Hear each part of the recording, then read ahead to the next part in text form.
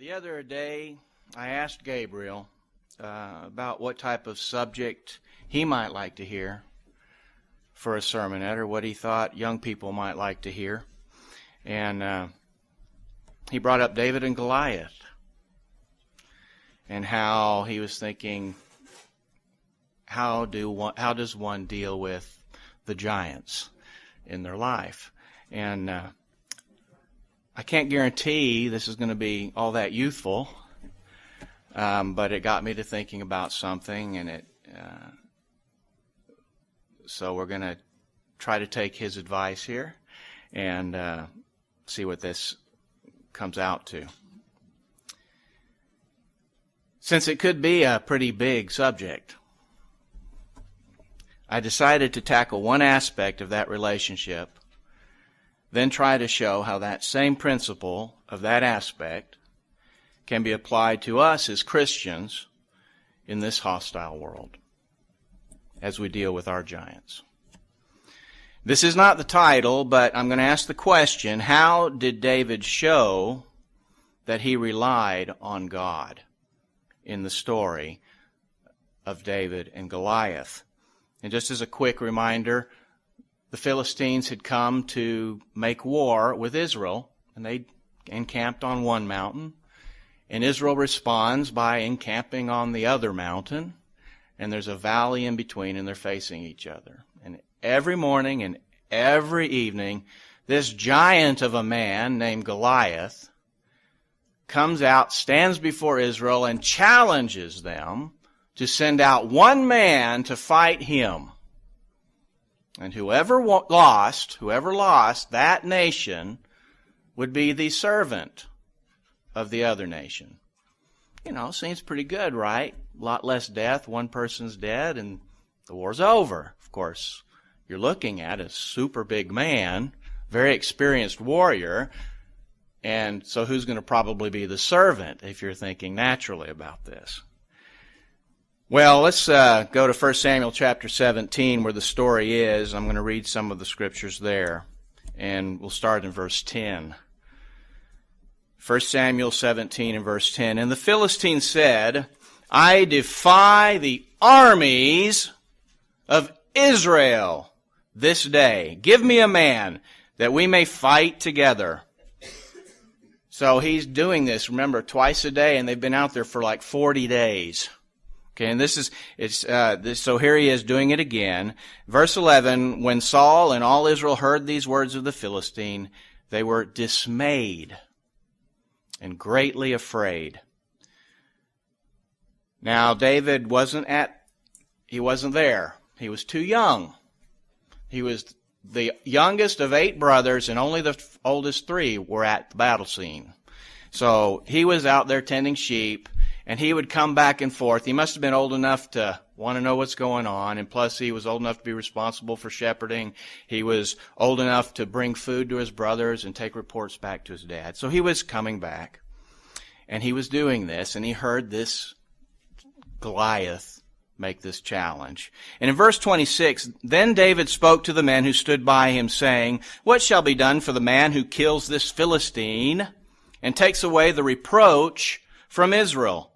For who is this uncircumcised Philistine that he should defy the armies of Israel? Is that what he says? He says the armies of the living God. His perspective was different than Goliath. Let's go down to verse 33.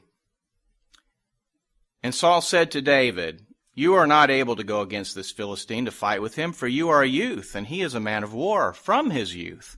Verse 34, but David said to Saul, your servant used to keep his father's sheep. And when a lion or a bear came and took a lamb out of the flock, I went out after it and struck it, and delivered the lamb from its mouth. And when it arose against me, I caught it by its beard, and struck and killed it. Your servant has killed both lion and bear. And this uncircumcised Philistine will be like one of them, seeing as he has defied the Lord, the armies of the living God. Moreover, David said, the Lord who delivered me, that's important to remember. He's just described his own killing of a lion and a bear, but did he really take the credit? The Lord who delivered me from the paw of the lion and from the paw of the bear, he will deliver me from the hand of this Philistine. David did not respond to Goliath in kind. Goliath announced he defied the armies of Israel. David responded that Goliath was actually defying the armies of the living God, which means this is something owned by God. This means he was defying God. The men of Israel were afraid because they were thinking only of themselves, only of the situation, only as it appeared. They could see the huge presence of a great warrior standing against them, and they took it personally. In this situation, they were afraid.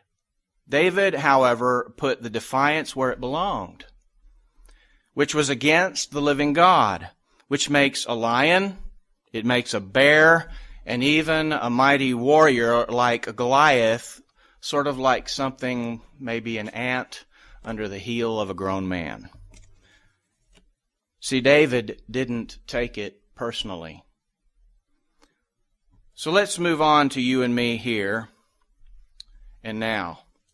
How would you feel if, as a student, if your teacher threatened to fail you, not because your grades are poor, but because you'll be gone away for several days for the Feast of Tabernacles, and that will inconvenience them? How do you feel when everyone in class drinks the Kool-Aid called evolution? And I mainly say that in the sense that they treat a theory as a fact. And they scoff at you for believing in a creator. How does that really make you feel? How do you feel when your own relatives sneer at your belief? How do you feel when threatened with losing your job over the Sabbath or the holy days? Honestly, how does it make you feel? Naturally, this persecution should leave us fearful or sad or even angry.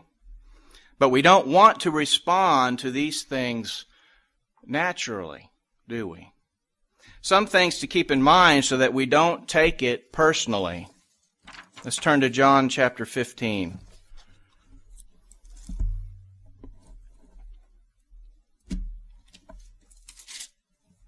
John chapter 15, we'll read verse 20. Remember the word that I said to you. This is Jesus speaking. A servant is no greater than his master. If they persecuted me, they will also persecute you. They would persecute the greatest man who ever lived, who happened to also be God in the flesh. Why wouldn't they persecute you and me? I can almost guarantee you, every single time I've met with persecution, at least initially, and usually for the long haul, I felt alone. I might even have felt afraid. I usually get angry. It's natural to do these things, but we don't have to feel this way. And you can remember, let's remember another thing. When Jesus met Paul on the road to Damascus, Paul had been persecuting Christians. And what is it that Jesus said? Why are you persecuting the Christians? No, he says persecuting me. Paul at the time, named Saul, was going after the armies of the Lord. And he was also going after the Lord. Let's turn to Matthew chapter 5.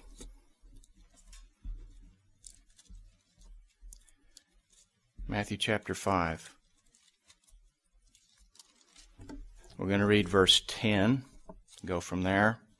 Blessed are those who are persecuted for righteousness' sake, And this is again Jesus Christ speaking this, for theirs is the kingdom of heaven. There's a consequence for this persecution, as it were. There's a reward, for theirs is the kingdom of heaven. Blessed are you when they revile and persecute you and say all kinds of evil against you falsely for my sake. Rejoice and be exceedingly glad. That doesn't sound like lonely and afraid and angry, like often happens with me. But rejoice and be glad, not in the persecution. That's not what it's saying. Not to be glad at that. For great is your reward in heaven. For so they persecuted the prophets who were before you. Throughout history, Christians have been fed to lions, beheaded, beaten, imprisoned, run out of their towns or their countries, rejected by family. They've lost their jobs and just all around been rejected. If you had been one of these, how would you have felt? If you'd experienced any of these things in your life now, how did it make you feel? In Luke chapter 23 and verse 34, Jesus said, Father, forgive them, for they do not know what they do. One thing that Jesus, who of all people didn't need to be persecuted, who did everything perfectly, we don't. We don't do things perfectly. Sometimes we bring some persecution on ourselves. He knew one thing that needed to be done, and that was to forgive. So that's something to keep in mind when you don't take it personally. They don't know what they do. Forgive them. They're not persecuting you. They're persecuting God. They, in their ignorance, are defying the armies of God. In closing, by God's grace, we can learn not to take it personally, but to use the personal experiences to draw closer to God, to grow in God's favor and the knowledge of God. Let's not take it personally. Let's forgive their defiance of the living God. Without fear, anger, or sadness, rejoice and be exceedingly glad for the promised reward of the kingdom of God. Don't take it personally.